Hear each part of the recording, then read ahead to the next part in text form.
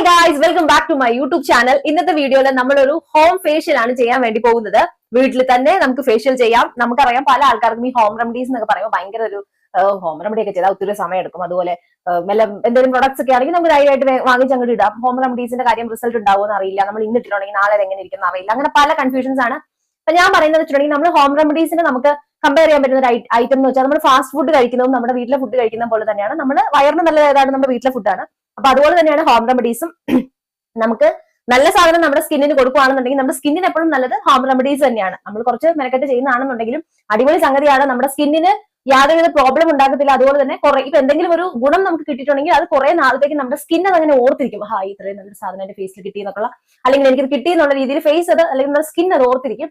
അപ്പൊ ആ ഒരു രീതിയിലേക്കുള്ള നല്ല ആ ഒരു റിഫ്രഷിംഗ് ഫീൽ കിട്ടുന്ന, നമുക്ക് കുറച്ച് ബ്രൈറ്റൻ ചെയ്യാൻ പറ്റുന്ന, ടാനൊക്കെ റിമൂവ് ചെയ്യാൻ പറ്റുന്ന, എന്തെങ്കിലും മാർക്ക് ഒക്കെ ഉണ്ടെങ്കിൽ അതിനെയൊക്കെ ഒന്ന് മാറ്റി എന്തെങ്കിലും നല്ലൊരു ബെനിഫിറ്റ് കിട്ടുന്ന